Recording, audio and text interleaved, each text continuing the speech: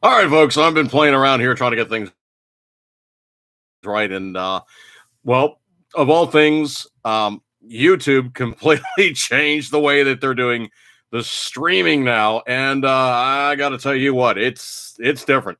It's different. Is it much different? It's different than us. It's kind of annoying. So hopefully things stay where I got things set. Stephen Albers, appreciate you coming on by, dude. Hopefully things are working a little bit better rather than me having this massive, ridiculous red shift. And so basically, it was me playing around trying to get the thing adjusted up on the fly because the last time I did this, and anybody that knows Maryland knows, well, if you're going to go to, well, where I was, there's only a few places where you're going to encounter this. Yeah, I'm talking about the good old Candy Kitchen. Well, there's a reason why it's the Candy Kitchen is because it's located. Actually, I'm going to probably have to dip into this stuff. Yeah. Gummy cola bottles. Excuse me. Sour gummy cola bottles. Yep.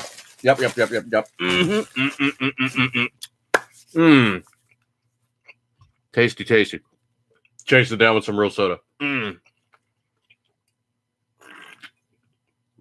Anyway, so looking at things as it is, I was out of town. And I really don't telegraph my moves. When I'm on vacation, I don't make a big deal about it. I don't really say anything until I'm back. And then it's like, hey, I was, vacationing and so. And I was actually on the eastern shore of Maryland, also known as an area known as Ocean City. So if you guys aren't familiar with the area, what it is essentially is you basically go from Washington, D.C., and you just go straight east. And you just keep going, cross over the Chesapeake Bay Bridge, keep going, cross over the Assawoman Bay, which then puts you on this 8-mile spit of land, which dead ends at a area called the Inlet and runs you all the way up to the Delaware line where you cross over into Delaware. And if you drive a little bit further up, you're into Rehoboth. So it is literally an area where you're pretty much, you're about as far east as you're going to get, mid-Atlantic. I mean, obviously you can go further east. If you go north to like Maine, you go quite a bit further east because, the coastline actually tends north and northeast is the further north you go up. So finally, you're obviously in Canada and Greenland and Nova Scotia and all those other places and good stuff like that there. CLUS, yes, they actually do have that special on the fudge. Buy 2 pounds of fudge and it's like $14 or $15 a pound and you get a pound free. And yes, that is the Candy Kitchen in Ocean City. And it was actually a very, very convenient location where we were. We were staying in a community that put us at 133rd Street. Now, if you look at the way the streets run, it's a little confusing because there's obviously numbered streets and then there's named streets. But if you were to look on an actual physical, literal map, I think it basically ends about 150th, 160th or so, maybe a little bit sooner than that. But that's, mile and a half, you're into Delaware. We were literally that far north. We were staying in the 130s.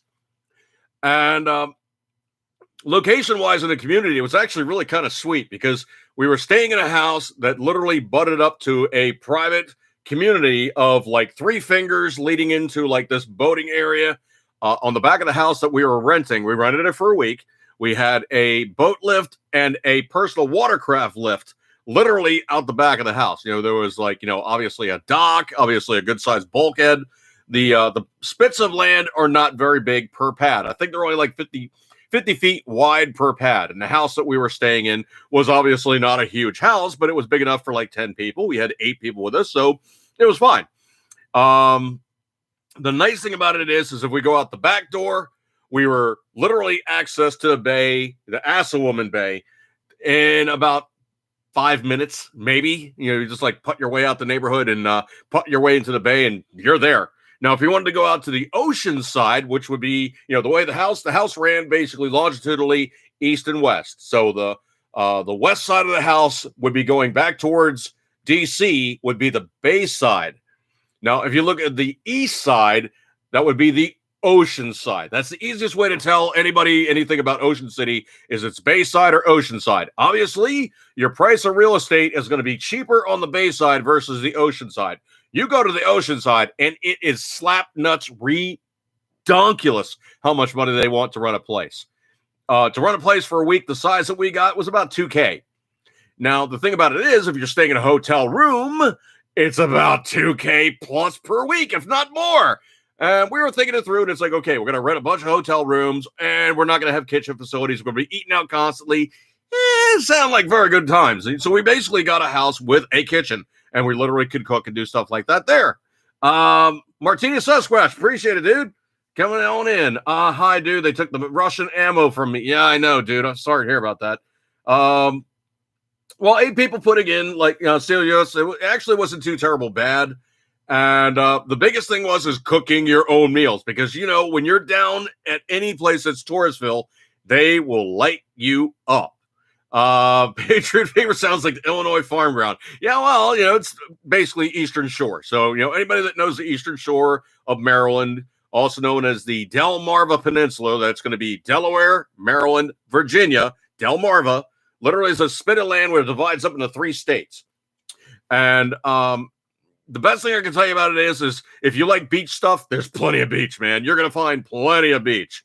And if you're looking for places to eat, your choices were a little limited in one regard. And the thing that kind of sucked is obviously because of COVID, there's a lot of Europeans from like middle European countries, Romania, Czechoslovakia, Russia, all these other areas where people tend to intern in the United States. They come to Ocean City and they work there to either get school credits, earn some cash, or it's just something that they're doing to basically fill their summer. Well, COVID really interrupted the process of getting these people in country to work. So a lot of the places were closing early. Like one of the favorite restaurants from Mrs. Dude and my experiences being in Ocean City is a place called Bayside Skillet. Now, normally we've had good meals there like later in the day, but because they were hurting so bad for manpower, they were actually locking down at somewhere on the order of like 2 p.m. So they were opening up and they were doing like breakfast, lunch, brunch, and that was it. They were closing. A lot of places were closing earlier. Most of the time, the places that were staying open later were going to be like 7-Elevens or like, Wawa or places like that. And bars, the bars were open later. Well, I got permission from Mrs. Dude, so I decided to fire up the app, and I was doing some Uber driving down on the ocean.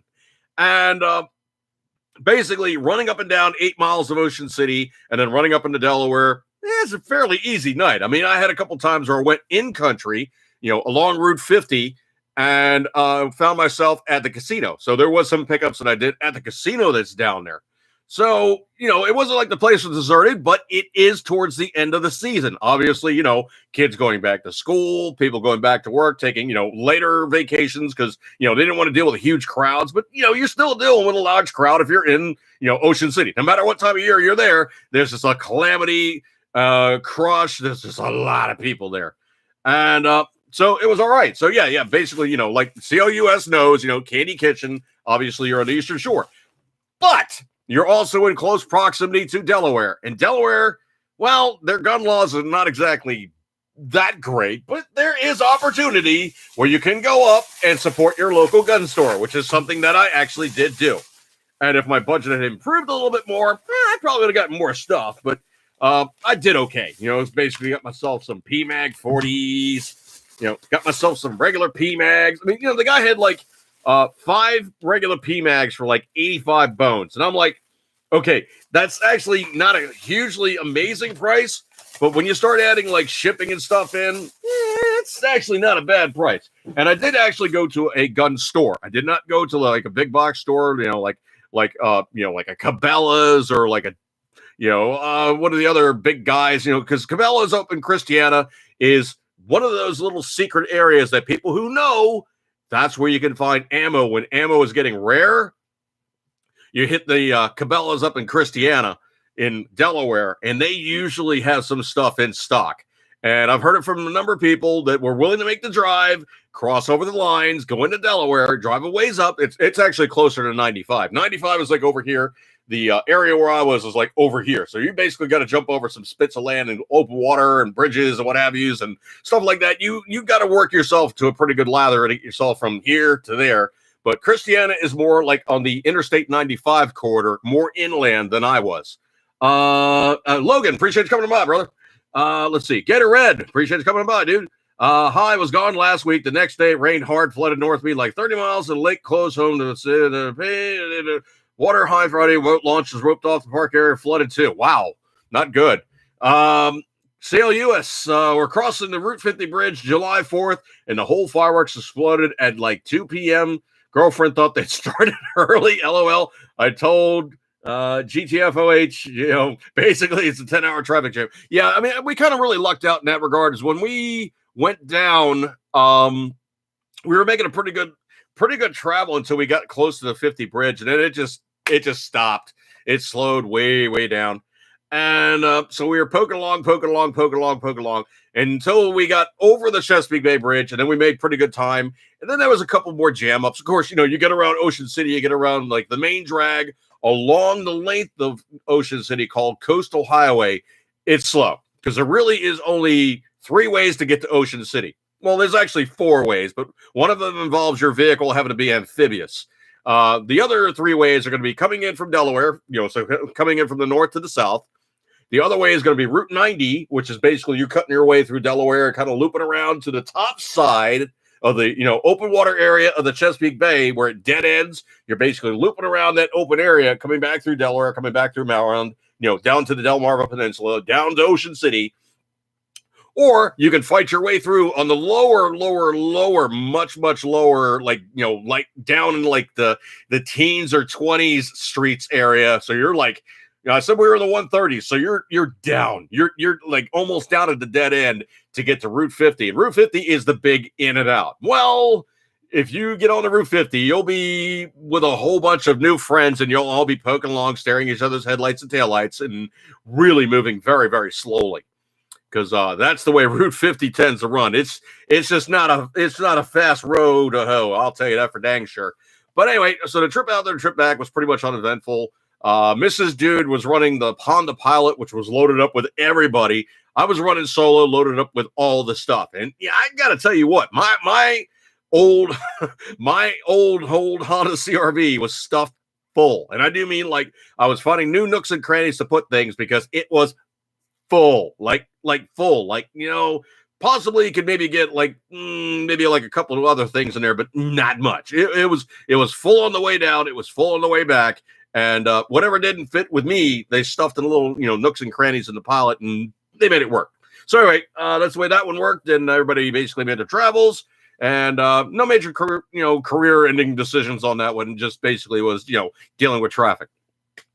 So anyway, we have a whole unbelievable stack of stuff, and I cannot begin to tell you how amazing it is right now when they're going, well, look, the news media is turning on Joe Kaka.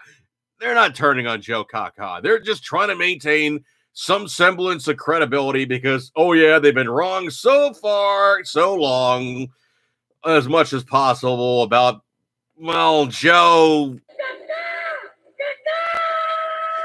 They've just been very, very wrong about Mr. Kaka. So anyway, speaking of President, yeah, Mr. No other name for him other than that guy right there. The news stories are coming out fast and furious that, the news guys are really beating up on him now. No, they're really, really not. They're just trying to maintain some credibility because pretty much we know they're just full of it. I mean, there's really no other way to say that the news guys are being honest except for the merely, when truth is just so blisteringly, blatantly, completely obvious that they, okay, they just really, really need to stop talking. Yeah, they just got to stop talking out there. Yeah, yeah, they need to stop talking out there. Exactly, okay? Because when it comes down to it, you start looking at the ratings of like CNN. Fatality. Yeah, it's really sad, man. The ratings right now for all the major news guys is just completely, yeah, it's completely dookie. I would be safe to say that if things continue in the way that they're looking, CNN is not going to be bankrupt, but they're definitely going to be hurting for money because their viewership is like through the floor. Most people just are tuning out, and obviously you've run the Trump derangement syndrome out as far as you possibly can, and he's not in office anymore. Now you got to own up to the fact that you inserted your guy in there with. I'm not even going to get into like election chicanery or whether honest or above board or anything stupid like that. I'm not even going to say anything about that. It's just you now have to own up to the fact that your guy is now in there and he's doing those things of which you placed him in there to do. Now, I've been stated many, many times, I keep stating this and I'll keep reiterating this in the time and eternal. Do not remove Joe Kaka from office. Don't burn it into everybody's very soul.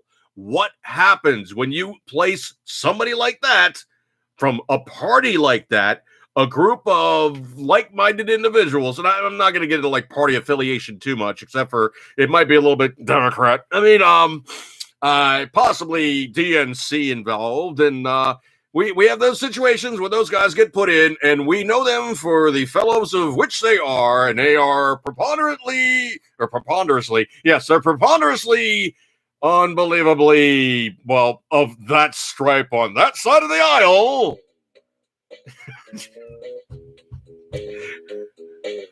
He always does this to me when I start flexing Rush, but I start flexing Rush. He always does that to me. Anyway, so basically those guys got what they wanted, and it's like the classic thing. Don't ever wish for something because, well, you might just get it. Let's see. Looking in the room. Patriot Fever says Hawkeye ammo is still available. Maybe normies waking up via alt news. I don't even know what. There's a lot of really sketch information out there, and the biggest problem is right now is the pro science, pro vax, pro this, pro that. Those people tend to think ivermectin and hydrochloroquine and zinc and all these other things that do tend to work are not the same cure as getting the vaccine. And then, you have other places that are completely going absolutely, how can I say this without saying this? Monkey feces, going absolutely monkey feces over science that they say is true and correct, and the government stating it as such. And, science is science, okay? You're not going to be able to fake science. But if you're given bad information and you say that's science, what are people going to be relying upon? Because the classic sense, and this is something that's been subverted for the longest time, is science is an absolute. You have a proven, repeatable item that shows how things work. Well, if you look back to the good old days where you had peer review and these guys didn't want to step on each other, bad science wouldn't get thrown by the wayside because, well, when the funding came around and one guy burned another guy, he goes, oh, yeah, I remember when Professor blah, blah, blah made me look bad in front of blah, blah, blah, and I didn't get the funding for my, fudge packing with accessory chain gun munitions and, some folderol like that. And then they basically had this pissing match. So then it came out to be that, in the peer review, nobody holds anybody up to a higher regard if they throw junk science out there. They just let it fly. So it's basically just crap. Stephen Albers, what do I think of the ATF making the FRT-15 trigger a machine gun? Well, I think it's absolutely perfectly legal to make the item is what it is. It's now the onus of the BATF, and I say AFT because that's the way that Joe Kaka prefers to call them. So the AFT, they need to prove out that it does not function as a semi-automatic, but it does indeed function as a machine gun. Now, looking at the slow motion video, if you look at the way the thing is firing, every time the weapon fires, the bolt has to come up to full lockup. it takes your finger, it kicks your finger off the trigger. In the process of you maintaining a squeeze, you pull your own finger back to run the trigger a second time. So that is a separate trigger pull for every single firing cycle. That's not a machine gun. A machine gun is basically you take the weapon system, and instead of going bang, click, bang, click, bang, click, bang, click, you take that selector, you put it on the full auto, you hold the trigger back, and as long as you are holding the trigger back and as long as the magazine contains ammo, that weapon will continue firing by itself. Hence, and ergo, quote and unquote, automatically. Now, the FRT is kind of unique in one regard because it's not an open bolt system. The bolt has to be fully forward. And if you look at the guts on that thing, it actually does have a trip lever on the back of the module. So literally, the bolt is coming forward. The first thing it does, though, is it kicks your finger forward. So it is now back into a reset position where you have to pull the trigger to make the weapon fire again. However, in the process of the bolt carrier going forward, it will hit that trip lever, and that might actually be is what pushes your finger off the trigger into a reset position as the bolt and the bolt carrier come forward, lock up, and then the weapon can then be fired again by you pulling the trigger. Of course, the hammer falls, sets off the next round, resets, all the rest of that fun stuff. I would tend to think by looking at it in the slow motion video, it is a semi-automatic. However, it is about the most razor-thin margin of a semi-automatic I have ever seen in my life because this is the sear trip. Now, whether it goes to court and AFT wins or FRT wins, that's probably going to be one of those things that's going to be up for interpretation by the judge. Now, the judge is going to say, well, what's the interpretation of a semi-automatic? And they're going to go, oh, no, this is different. And they're going to go, that's nice. What's the interpretation of a semi-automatic firearm? And the ATF or AFT, AFT is going to say, oh, it's one single weapon firing a round for every trigger press. And the guy's going to go, okay, if we look at the video that they've just depicted to us, their finger is firing every single round singly. Rapidly, mind you, but they are firing it rapidly, semi-automatically, with the assistance of the trigger. Now, if they didn't have their finger on that trigger or they held it back, like, just death gripping it, would it still continue to fire? And the AFT would go, no, we don't believe so. We think that would invoke a misfeed or a malfunction and the weapon system would stop firing. And the judge would then go, so is that fully automatic or is that semi-automatic? Because they would need to release the trigger and pull it again for the weapon to fire another time, correct? And the AFT would go, yeah, but they're shooting it really, really, really, really, really fast. So that's the defense that what I understand the AFT is using right now is they're saying shooting a semi-automatic really, really, really, really, really, really fast is the same thing as a machine gun, which it isn't. That's like calling a dachshund a gerbil with stretched out body parts. It's a mammal, but it's not a canine, and obviously it's not the same thing. They don't even look similar. Let me look at room here and see how you use full auto wastes too much ammo anyways. Well, I've often heard it expressed that the only people that really should, truly be aficionados or owners of machine guns are guys with large bank accounts and governments because they're the only ones that can really afford to shoot them.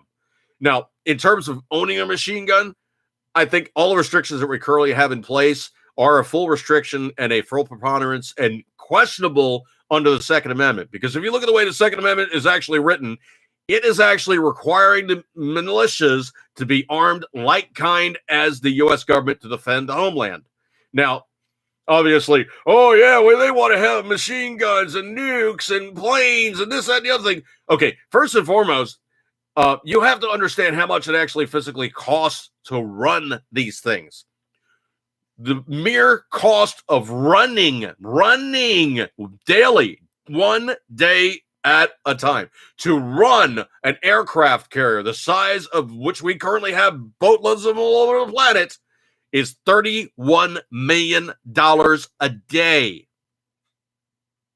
That's just to run it, okay? And this is a nuclear-powered vessel that you don't need to refuel for the next 20 years. Imagine if that thing was running on, I don't know, bunker C, or if it was running on propane, or if it was running on any other fuel other than something nuclear. The fuel costs alone would be just dramatic. Let's see. In the room of Gatorade. It's in court. The maker sued ATF like the day later. I heard about that. And the thing about it that's actually funny is the guy that actually owns hang on a second, FRT. The guy that actually owns FRT is a lawyer. So the ATF was like, you're going to stop making it. And he's like, yeah, I'm going to ignore this cease and desist letter because it isn't worth the paper that it's written on. So we're going to go to court. I'm going to sue you. I'm going to win, Mr. AFT. And you're not going to like it when I do win, Mr. AFT. So they're not going to like it. Or, yeah, AFT. They're not going to like it when they go to court. And the slow motion video depicts the weapon system functioning exactly the same way as a semi-automatic firearm should in all reasonable expectations. Now, the other thing, too, is also these things are expensive as hell, man. I'm not going to spend $400 for a trigger pack just to go, no. I shoot rapidly enough. I don't need to basically play Bubba in, the backyard, basically, dirt firing and killing targets and all that stuff. Yeah, granted, it's fun as hell, but blowing through $70 of ammo in like 10 seconds, no, really not feeling it. If you choose to do so, I completely and fully respect your right to do so and have an absolute blast doing it. I will never, ever seek to find any reason to restrict you in those personal freedoms for you to blow ammo off indiscriminately. Have a blast, literally. However, I think the AFT is bitten off way more than it can chew. And if you look at things happening right now, there's a lot of lawsuits that seem to be going into the court system, and they're nibbling, and they're doing this in such a way that the Hellark decision was the first domino to fall. And all these bad legislations that they threw into place and all these local municipalities to restrict people's freedoms and make ownership of firearms more onerous or harder, or, try to demonize it, it didn't work. There was like 37 million people last year that bought into the game and said, you know what? I want to have a gun. And also I want to have a lot of ammo to shoot in my gun, which is why we had the ammo crisis to even begin with. So that's where we are right now with that one.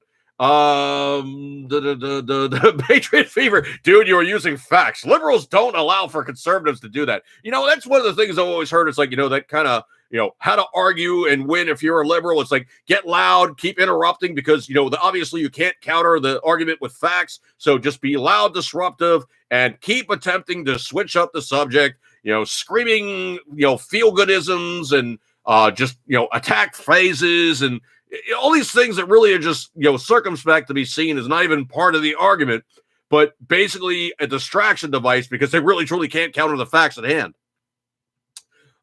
Stephen Albers. So Jerry Mikulik is an autoseer. No, Jerry Mikulik is a friggin' machine. That guy is beyond scary. His daughter's really amazing too.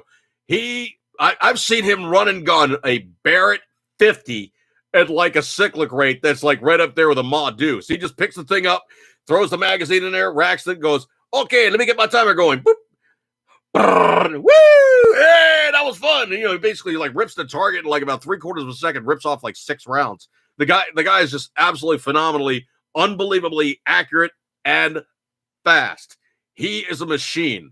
I don't know if he's as fast as Bob Munden for like quick draw and stuff like that, but for actual hands-on, bullet-on-target type of stuff, he's right up there with like Ed McGivern and all these other just mutant guys who are just unbelievably accurate and fast. COS and make 22 Gatling guns illegal. No, a Gatling gun technically is very, very hard to say is a machine gun. The only way that you could say a Gatling gun is a machine gun is if you build a mini gun. If you put a motor on a Gatling gun, that would be a fully automatic weapon because you're pushing the button and the motor's doing all the firing. But with a Gatling, you're going tick, tick, tick, tick, tick, tick, tick, tick, tick, tick, tick, tick, tick, tick, tick, working the grip, working the crank. That is a separate action for every weapon firing. That's completely legal. Gatling guns are not machine guns. I do like the one that's like really cool though. They have this one out and it's a Gatling gun that uses the Glock 33 round max.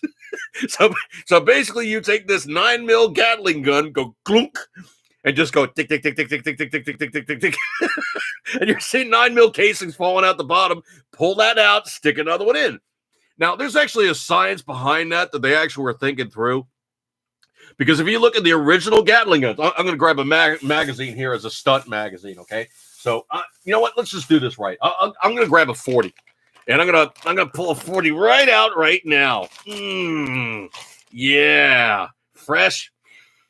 Factory fresh 40. Okay, so anyway, if you look at an old school Gatling gun, which was a 45-70 caliber, just basically just ridiculous rapid fire weapon system of its time period. If you looked at the magazine, it basically was a steel box. It had a little follower on there, and really what it was just a container. There's no spring that was in the old style Gatling boxes. And what they would do is they would take it, they would walk up to the Gatling gun, they would click it into the front, rock it back, and it would click into place like an upside down AK-47.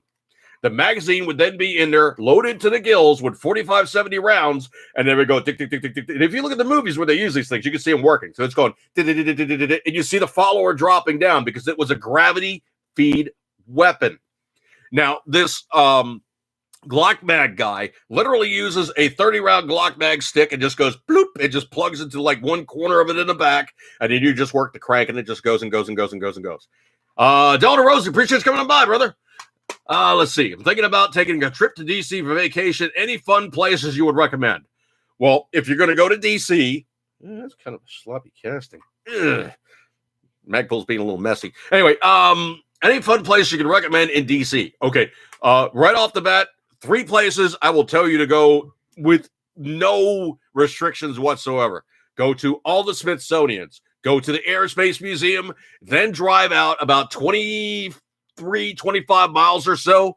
Go to the Udvar Hazy Smithsonian Aerospace Museum that has all the big stuff that doesn't fit in DC. That's where you want to go.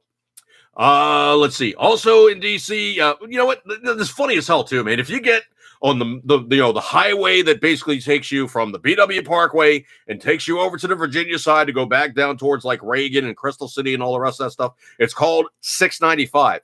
You drive down 695, you look over, and you see, obviously, the Capitol, you see the Washington Monument, and then you get on 14th Street, and you're heading down into Crystal City, you will see the Lincoln Memorial. It's a 5-minute tour, dude.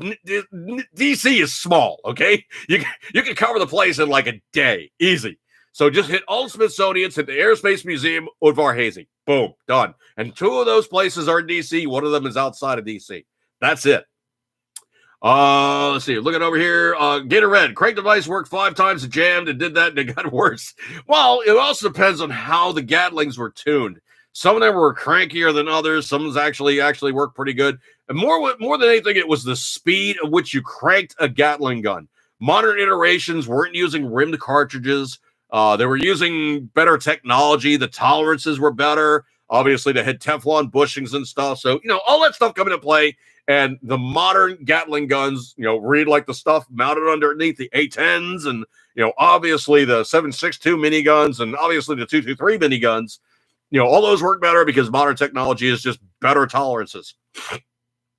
Patriot Fever in 10 seconds is equivalent to 100 blind and 1 hooker, also 1 hunter and 1 line. Oh, jeez. Stephen Albers, can we build and design a Gatling gun that uses saw belts? It's not the feed device that's the problem, dude. You can feed a Gatling gun with anything you want. The problem is if you feed a Gatling gun with a electric motor driving it, then you got some regulations involved. That's pretty much the way that one works. Gator Red, who did not take the Gatling gun to World War II. It was too heavy, they said. Well, that's true too. I mean, it is a big, bulky, bulbous thing. And obviously, you look at the technology involved with an A-10 Warthog. It's literally the plane is built around this massive firearm that's about the size of a Volkswagen Beetle. It's absolutely ridiculously huge. And the thing about it is, if you look at an A-10 from front on, the landing gear is actually off center because the center line is where that big ass gun is living. COU, haha, the 40 round mag. Dude, I am not afraid. Okay. I am not afraid to show off 40. I am not afraid to show off my 40 round mag. Might also not be afraid to show off my long Tom. Yeah, got to have one of those around just in case. Anyway, so looking around. COUSDC, Mount Vernon Estate, and MGM Casino. Oh, the MGM Casino is cool. That's also known as National Harbor. There's a hotel there called the Gaylord. It actually does have a miniature version of the Ferris wheel. It's in London, England, on the Thames. You know that was. It's like you see that one all the time in the James Bond movies. They have a miniature version of that on the Potomac in the National Harbor. And the nice thing about it is the National Harbor is like right here on the Maryland side. You cross across the Woodrow Wilson Bridge, Old Town Alexandria, right there. So very easy line of travel. Push up and down the GW Parkway. The GW Parkway puts you right back towards Crystal City, right back onto the lower southwest side of Washington, D.C. Oh, yeah, it puts you right beside Watergate. Yeah, there's a lot of places. I mean, I can literally give you the 5-second tour of D.C. and there's so many notable things because the place it's not big, okay? It really isn't. Stephen Oliver's heading out to work. Catch you later. All right, brother. It's going to be on air. You know, obviously, will be archived on YouTube, and of course, a day later, I'll put it over on Facebook. So that's the easiest way to do it. Gatorade that need horses and wagons. Custer. Oh man, the Martinez Sasquatch. The military is field testing polymer cased ammo. Just think about how much more food the Huey guys will be able to carry. Custer's last stand from Gatorade. Obviously, dude. No, actually, the biggest problem with Custer was the fact he didn't have Gatling. He basically went out there thinking that he was going to match up with Indians. The Indians had lever actions. He was still humping the trapdoor Springfields, if I remember right, and very, very few lever guns. And basically, it was a manpower thing. You know, he took out like X amount of guys versus like X times 5 guys on the Indian side. And it was just an arrogant, I really want to cuss here, but it was just an arrogant ass. And there's a reason why Custer died. It's because he went out there and he played cocky guy, and the Indians are like, no, we're not feeling it. So, that's pretty much what happened. Patriot River says, I think Verizon is censoring me. I don't know what's going on, dude. Is there like some issue with your internet coverage or some such? I haven't seen it. You haven't dropped out here. Anyway, let's go on to the news, shall we? I don't know if you guys heard about this one or not, but supposedly the Keystone Pipeline Company. Yeah, those guys. And there's a reason why the Canadians are so beholden to sending us our ability to take that stuff and work on it and, do everything we need to do with the oil coming out of Canada. It's because Canada does not have refineries. So that pipeline is literally kicking down crude oil that we're now cranking back to them as diesel, gasoline, fuel oil, tar, municipal, pharmacological, other manufacturing items, obviously, compressed natural gas, all that stuff, propane, all those volatiles that they break down in the course of making, crude oil into better products. The Canadians are screwed now because they're like, what are we going to do with all this oil we're pulling out of the ground? I know, we have the Great Lakes right here. We'll just ship it out to somebody else. So that's literally what they're doing is they're shipping that oil off to other places, maybe not as quickly because they're using, obviously tankers now, but obviously they need to send it out to somebody because it's piling up. I mean, how much can they pull out of the ground and stick in tanks where they're like, we're full, now what? So anyway, that's the main problem that they have is essentially they have a glut of oil and no place and nothing to do with it. Now, Joe Kaka and all his wisdom, shutting them down basically screwed them bad. I mean, they really were like, yeah, we'll just send the oil to the Yanks. They'll cook it. They'll send stuff back to us. It's all good. Well, they're now basically got a little bit of a snit, shall we say. So the Keystone Pipeline Company is now announcing that they have a opportunity to really, hang on a second here. Let me find the appropriate one to really say hi to Mr. This is going to take a second. But yeah, they really, really, really want to say hi to Mr. And they really, really want to say, buddy, we really want to give you. And there's going to be absolutely no death. It's not going to be snoo. It's going to be wee. So they've announced they now have a 15 billion B, not M, B. B as in boy. $15 billion lawsuit against the Biden administration. Ouch. If nothing else, that will completely tie him up in no uncertain terms, try to go to court, trying to answer the charges.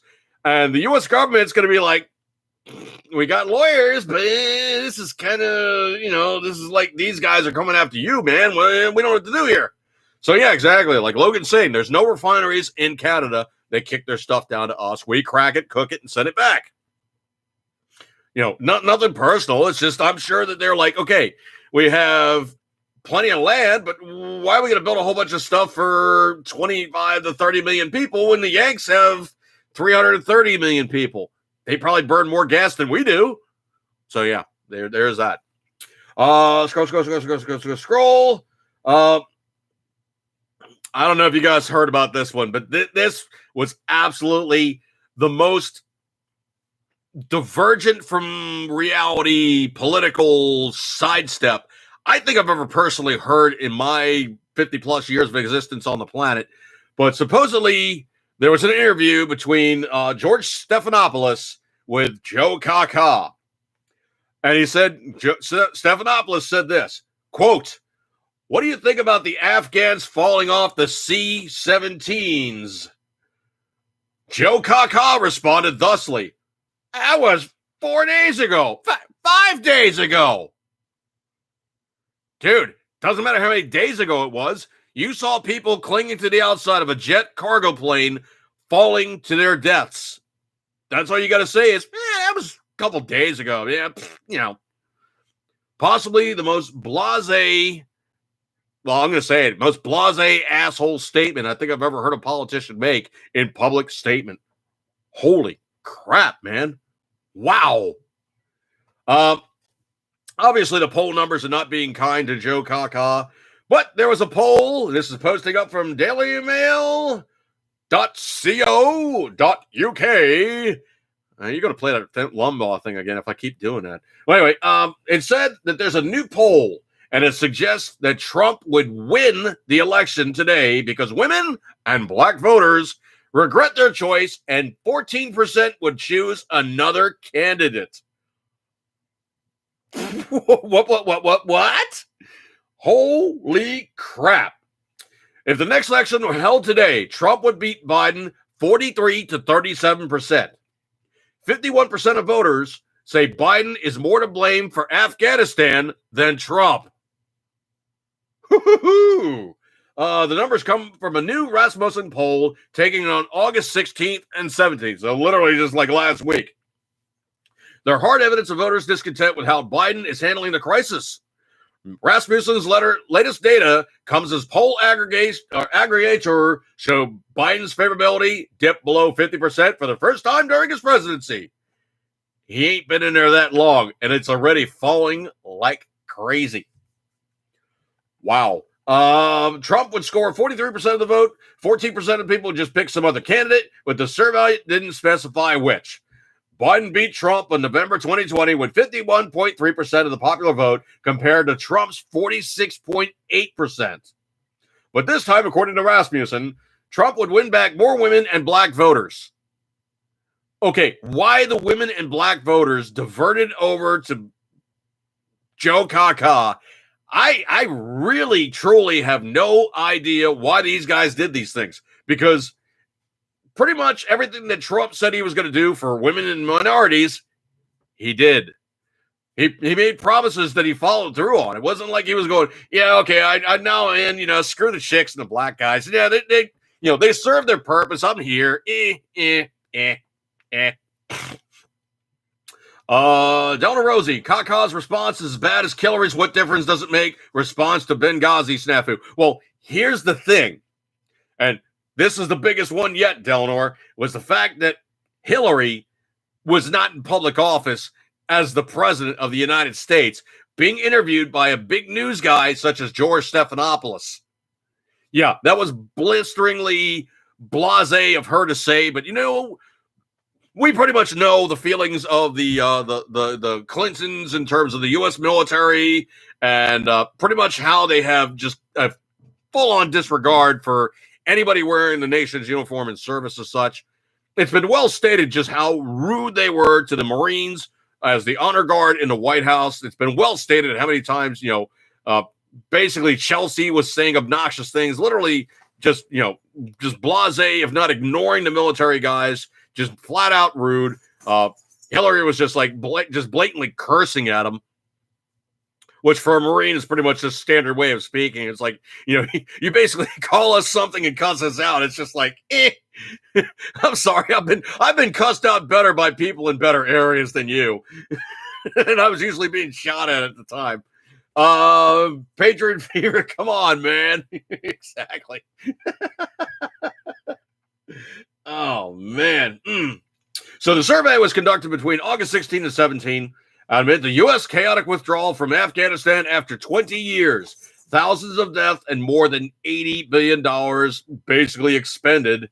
Well, here's the other thing, too, is also it's not like we're the only guys pulling out of there, okay? We're out of there, but there's still a lot of guys over there from other places. Yipes.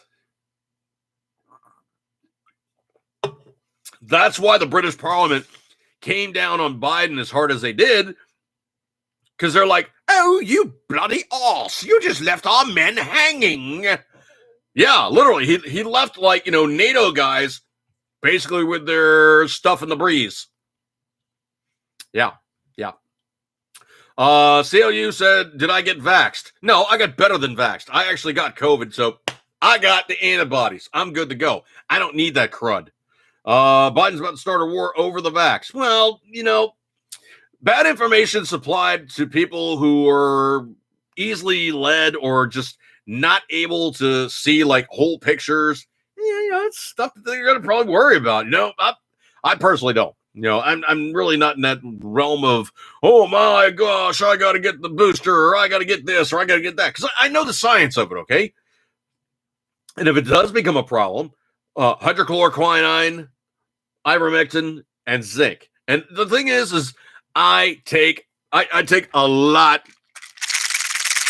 I take a lot of vitamins besides, my obviously daily scripts, but I take a lot of vitamins, man. Especially I take a lot of D, take a lot of E, take a lot of A. I mean, C. I mean, I'm taking stuff that literally is coming into play going, yep.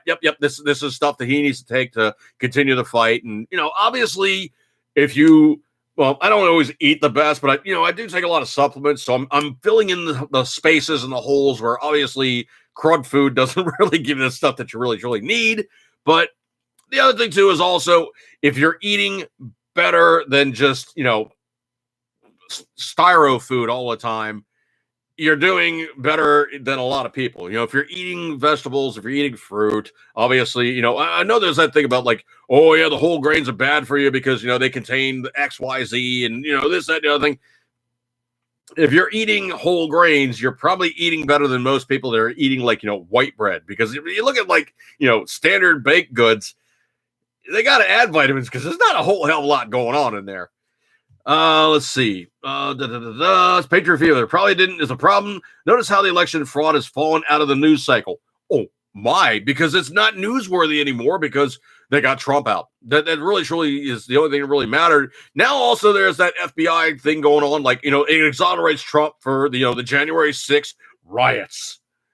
Yeah, he didn't have anything to do with it. They knew he didn't have anything to do with it. They kept predisposing the fact that, well, he's guilty of doing something, so we're just gonna, it's that. I love that the whole Democrat thing about, it's the preponderance of the charge rather than if you're guilty of something. Oh, sorry, the seriousness of the charge. That's what it is. It's the seriousness of the charge rather than if you're guilty of doing something. Well, if that's the case, I can't begin to tell you how many times Democrats have been in trouble for doing something where, obviously they managed to just squeak right out from underneath it.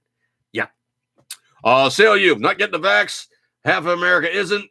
He may mandate it and take people's insurance or driver's license away as travel access, and even that's not going to happen, dude. If he does do that, he is going to create a war, and it's not going to be something pretty where, like, everybody goes, oh, I'm going to take this out of my neighbor that I don't like because he's got a Democrat sticker. No, it's going to be a case of those people finally who are salty enough. They've been overseas. They basically, impolitely said they've killed people and broke things. Those are going to be the guys who go, you know what? I'm not in the service anymore, but I'm still serving the Constitution. And, oh, yeah, that vow doesn't go away. So even those guys in the service that might knuckle under and go, well, it's a really unlawful order, but I'm going to do it anyhow. It's going to be the salty-ass guys that have been overseas, got the worldly experience that you probably don't really want to ever get by being in active combat. And those are going to be the guys that, pretty much make things better. It would be the world's worst thing right now for them to ever try to do a vax mandate like they're doing in Australia in the United States. Yes, US hashtag just say when. Very true. Very true. Now, supposedly, this is also something else that, it's really going to affect guys with other caliber requirements than me. I'm pretty much stick with NATO. I mean, I the smallest I go starts with 2 and ends with 2. So I basically have a SCAD's a 22 long rifle. Obviously 5.56/223, 308 to a smaller degree. Obviously 9mm, 45, 357. I don't play with a lot of the civilian calibers like 40 S&W or 10 millimeter or anything along those lines. So that really, the next thing that they're talking about really is not going to hit me that hard. But supposedly the Biden administration, and this is one of the few things he actually can physically do, bans the importation of Russian guns and ammo. Now, what he did was he did this under the State Department because it actually supersedes the AFT. It really is the State Department that gives a permit for a importation of ammunition. And the dirty little fact about it is this is the part that really sucks, is this ban is coming down in 3 weeks.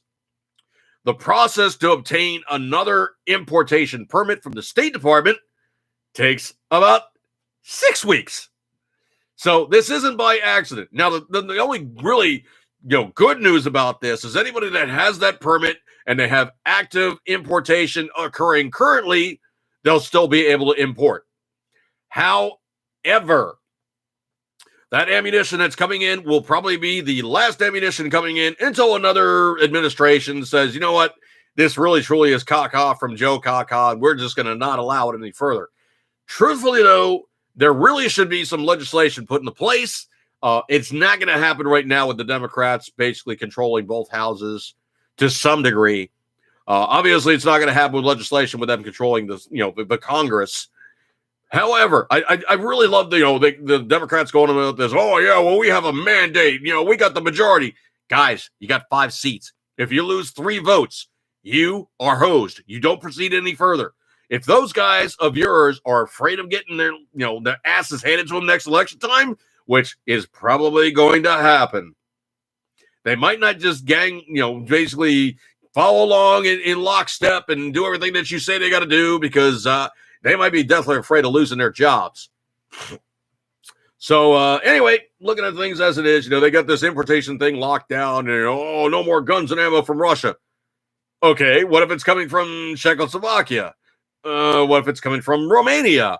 What if it's coming from Poland? What if it's coming from one of the other Baltic states? What if it's coming from Serbia? What if it's coming from Croatia? What if it's coming from Turkey? What if it's coming from one of the other areas that really is not Russian?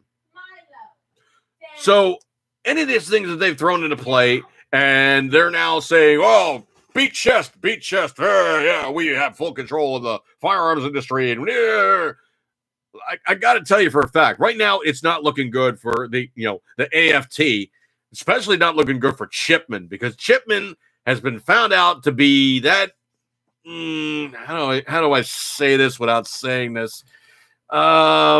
He's really just, he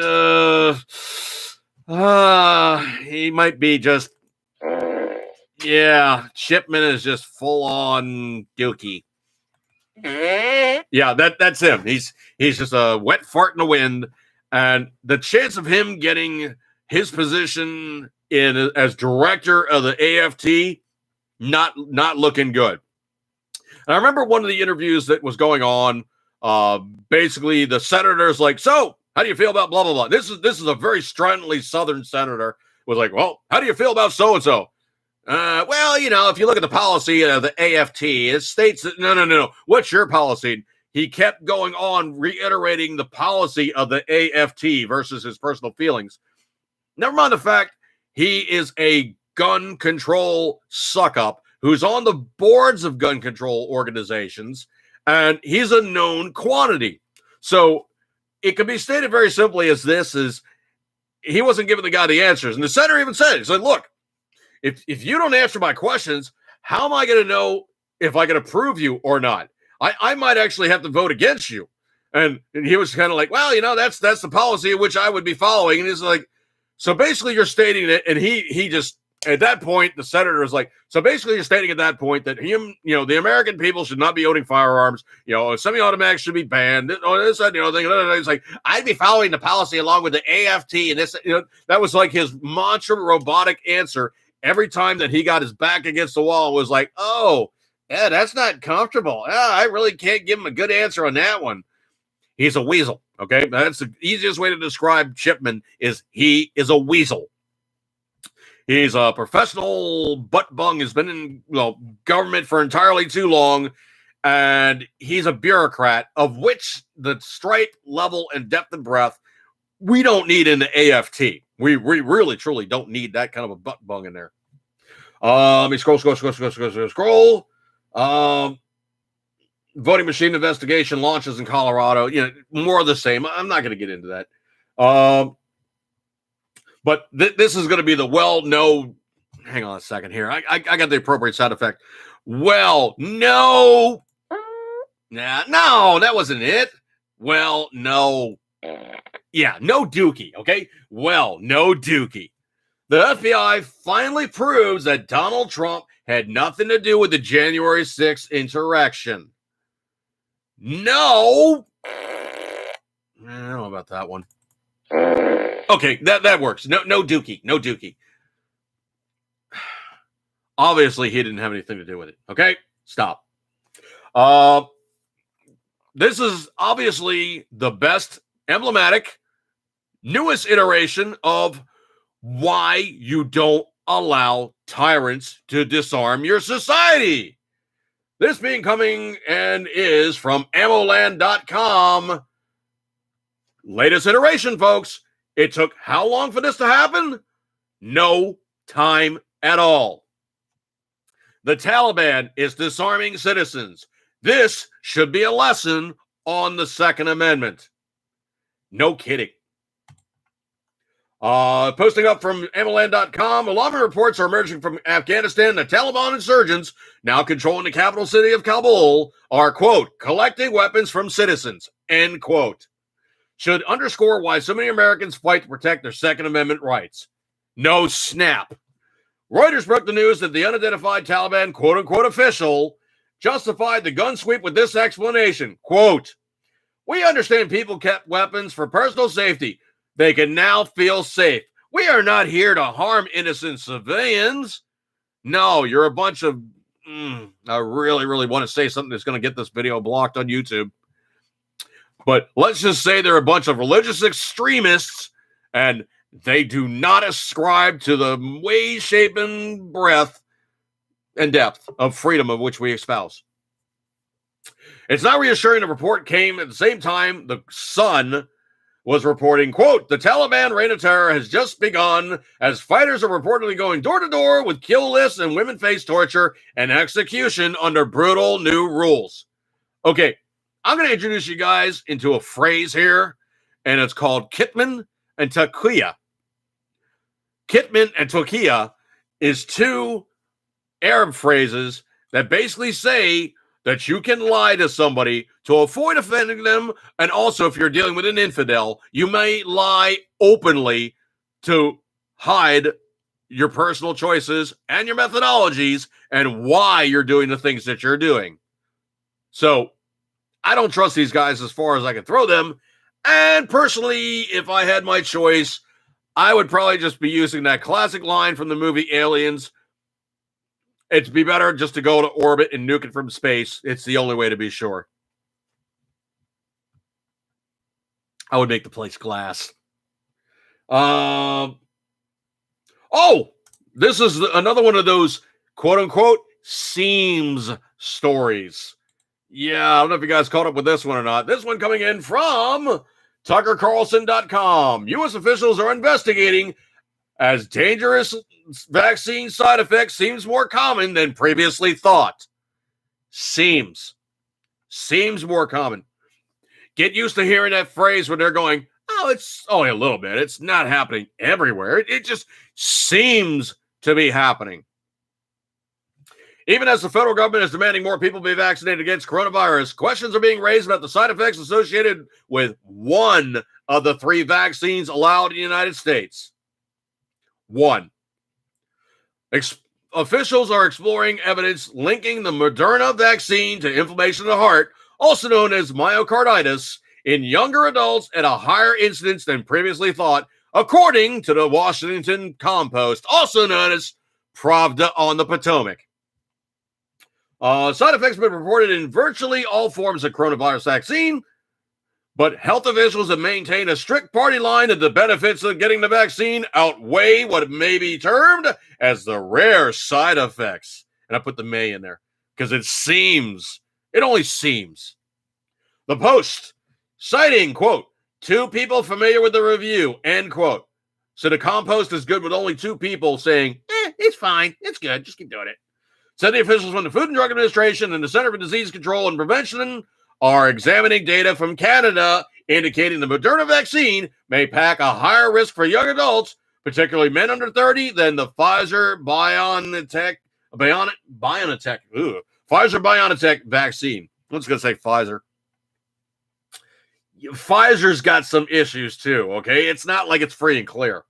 The investigation includes a review of American data to see if the pattern discerning in Canada is taking place in the U.S. You know, Canadians are so much different than Americans. Why, they're a completely different breed of human being. So it seems like it's different up there than down here. Yeah. Quote, the FDA is absolutely committed to reviewing data as it becomes available to us, end quote.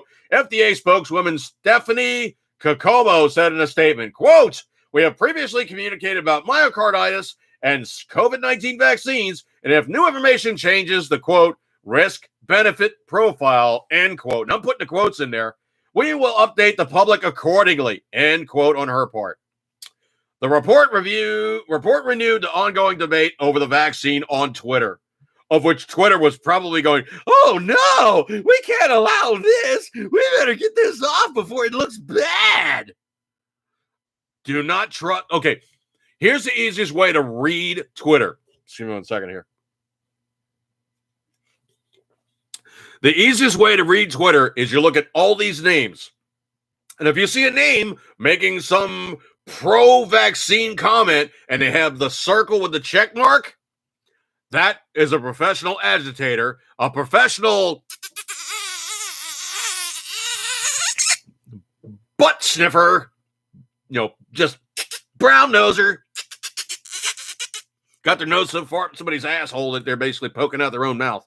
But anyway, if they have that check mark and they're like, oh, you're so brave. This is amazing. Oh, you're so courageous. It is not worth the photonic emissions of which is affecting your eyeballs in the slightest. They're full of it. As Delano Rosie said in the room, the FDA approved DDT and thalidomide, and look how that went. Yeah, and then you also hear about how many people got killed initially by, like other vaccines. It's not nearly the number of the major vaccines that they're currently using against corona. Yeah. Bad juju, man. Bad juju. I don't know if you guys heard about this or not, but this is going to be horrible, terrible, enduringly evil, nasty, wicked, sinister, bad juju. We're talking about finally, I don't know how this is going to go, but September 6th will be the end of the stimulus. Yeah, the end of the stimulus. Millions whine about not being able to play online games and smoke dope anymore as a vocation. It's going to be really, really sad. I don't know how they're going to do it. Where do you go to from there when you're basically used to just sitting around, smoking dope, playing PlayStation, and the government just says, guess what? You got no more cake. No, they're not getting snoo-snoo, okay? No, there is no snoo-snoo. No, there is no snoo-snoo. They're losing their $300 boost or whatever it was of tax-free money. Death by snoo-snoo. No, that is not death by snoo-snoo, okay? It's more this. Death by... That's what it is. It's death by wee. Exactly. Exactly. So the stimulus checks are finally dying off. But here is the best part about it. 1, the Democrats enabled that. 2, the Democrats removed that. 3, Trump didn't.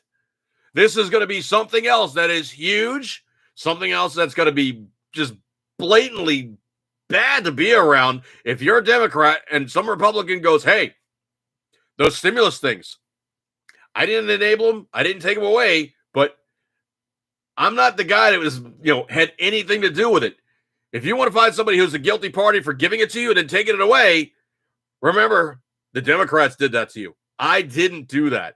I would have simply said, hey, man, here's a short term to get you back on your feet, but it's going to be what it is. It's going to be based in reality that after a period in time, you got to go back to work, man. Sorry.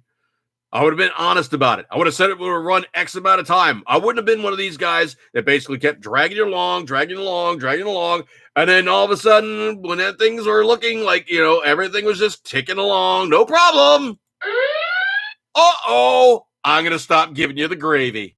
Yeah, that's right. Because not only the Democrats did that to you, I didn't. You're despicable. Exactly. I didn't do it to you, okay? Don't blame me. I didn't have anything to do with it. Not at all, okay? So don't blame it on me, okay? Blame it on Biden and his guys. You dick. See, I had nothing to do with it.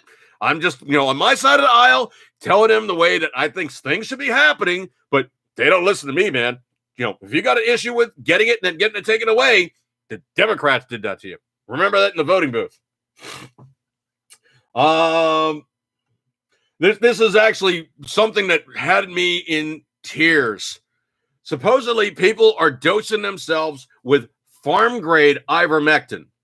Now, if you can do the math, and this is something that is not hard at all. If you can do the math, if you weigh 200 pounds and you're taking a dosage intended for an animal that weighs 1,200 pounds, obviously you're taking too much. Well, some people in their infinite wisdom are getting a hold of the farm level amounts of ivermectin, and they're taking it and getting overdosed on the quantities. Okay, now if you take too much of anything, and I do mean absolutely anything, it's going to be lethal.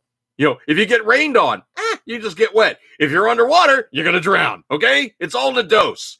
That is literally the classic line that you will hear from anybody, anywhere in the medical community for anything that you're being exposed to. It is all in the dose.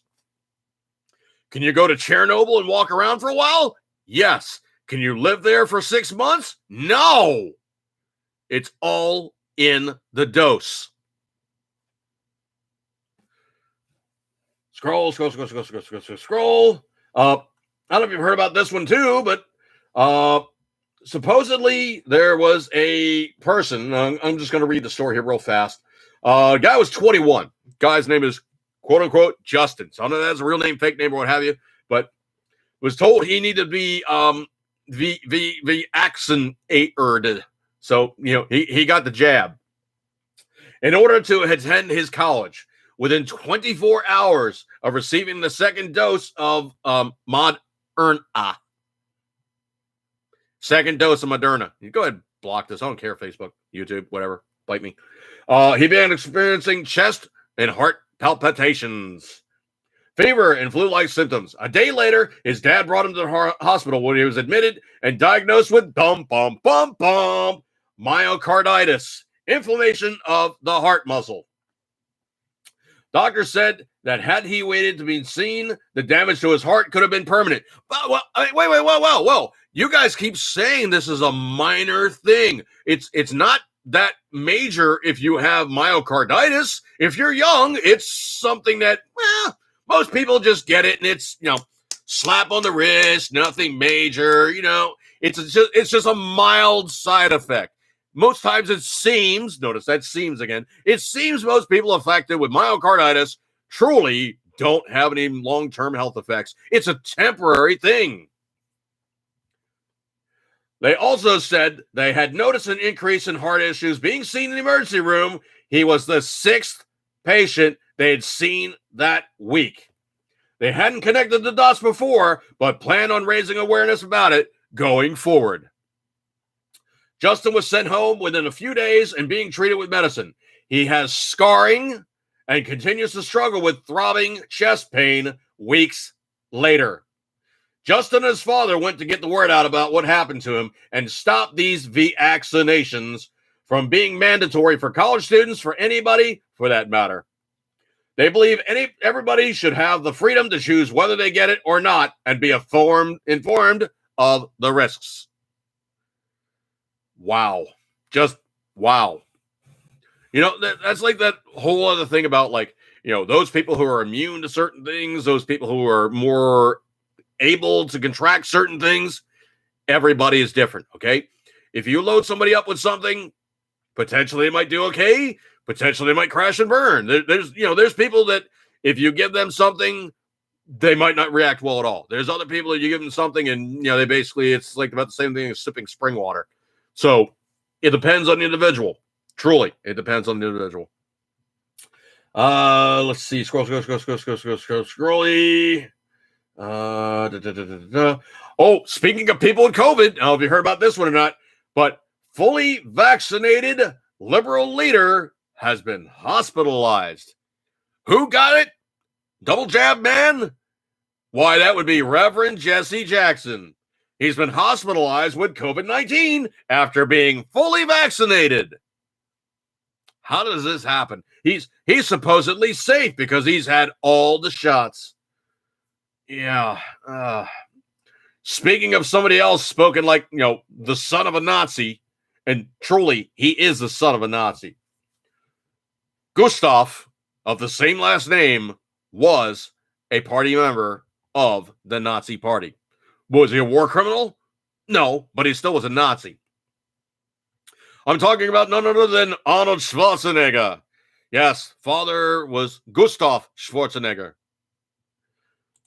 Anyway, so supposedly Arnold was doing an interview, probably third person on some kind of computer thing where he was on the computer talking, but let me tell you what I think about the so-and-so is that the other thing. And they're like, so what do you think about, the mask mandates and people not wearing masks? Like, screw your freedoms, wear the mask.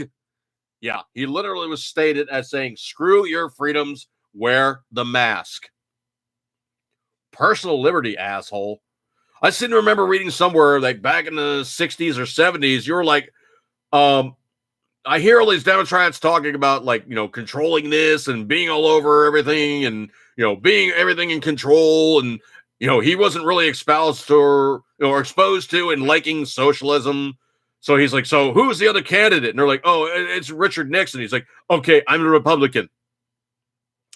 Dude, I've seen plenty of Republicans, and you're not a Republican.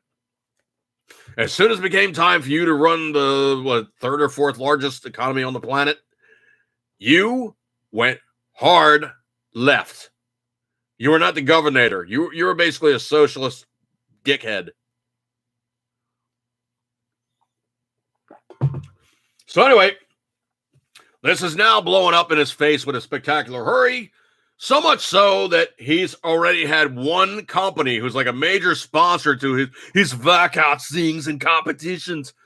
They kicked his ass to the curb. They're like, dude, I will not have anything to do with you because, I actually believe in personal freedoms and you're not that guy. So they literally, I really want to curse here, but they hit-canned him with a great alacrity and booted him to the curb and said, Arnold, you are not our guy anymore. And that was not a cheap thing to have happen. And, I don't know how much money he still makes from his movies or, how much his net worth is or, how much Maria raped him and pulled him over the coals because, he basically had I still for the life of me don't know why he was banging that Bana chick. Have you ever seen The Housekeeper? Woof. I mean, dude, like, what in the hell were you thinking? That was like full on woof. I mean, like woof, like not worth it. Woof. I mean, I know Maria's kind of like, angular and all, but damn, at least she's cute. This chick you banged, bark. And I do mean bark, bark, bark, bark, bark, bark. Well, anyway, yeah, basically he screwed himself out of this thing, made himself look like a total dickhead. People are pissed at him. It's really not a big stone throw for Arnold to say something stupid because it's in his nature. Okay. It's just what he does. Supposedly there's now the midterms that are ramping up and people are already looking at it going, oh, it's not going to be pretty on the D side. No, that 5-seat quote unquote majority. I love hate the air quotes. That 5-seat majority you guys have. It's not going to be there. Trust me on that one. Gator Red. I saw the talk when he ran for Muscle Man. He won it like 20 years old. I had to work to pay my bills. College kids asked him questions. Well, the other thing too is also Arnold is actually he's not a stupid guy in terms of doing business. I mean, I'll give the guy credit. He came over here pretty much just broke whatever. And when he was doing the working out thing and the competitions and all the rest of that stuff, he already had a company. He was already a millionaire. Okay, so he was not broke to begin with. And he basically made his own fortune. But then somewhere along the way, he kind of forgot how he got there and got this kind of overarching, I'm in control. I know better than everybody else. Everybody listen to me because I'm now the guy. He kind of really blew it in that regard. Let's see. Scroll. This is either a real story or one that's being foisted upon us by the U.S. news media because supposedly their guy's not looking good right now. But supposedly it's now coming out that nasty ass Nancy Pelosi looks like she's going to be stepping down. Now, what I've predisposed is maybe she knows that Joe is going to get 25th. Camel Toe is going to get in there and she's going to do something and she's going to get tossed. I mean, she's unceremoniously just going to get tossed. So next person in succession is the head of the Congress. So maybe she's saying, I don't want that gig. I don't want that gig. I'm 81 years old. I got scads of cash. I don't need that kind of headache. I don't know. I do know that she is I got to choke up on the mic here. She is old. She's 81 years old, okay? Does she really truly need to do anything that notable in Congress, in her personal life? I mean, her net worth is probably approaching or not over or maybe even more than, but it's probably hovering around 200 to 300 mil, okay? She's not broke. Not broke in the slightest. Okay, let me just do just a really stupid, easy one here. Just for fun and grins. So, how much is nasty ass Nancy Pelosi worth? Let's just find out. And I do love the fact that Google is not doing the autocomplete on that one, so they're worried. They say she's only worth $114.7 million. Well, her husband's not broke. No. Fact check. Fact check. House Speaker Nancy Pelosi's net worth is inflated. Okay, if you're worth north of $70 to $90 million, does that last 20 to 30 million really make a huge difference? No. I mean, she's been seen eating ice cream out of, a $40,000 refrigerator, and she's got two of them. There's like two of them behind her in her ridiculous palatial house that's in some ungodly expensive area of, San Fran. She is not broke, okay? If you can afford to live in the ritzy area of San Fran, you are not broke. Donor Rosie, they terminated him.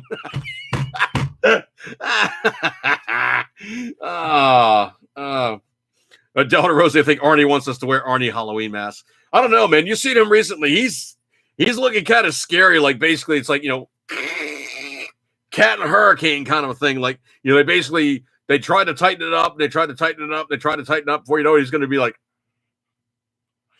like permanent, like Joker grin or something. I don't know.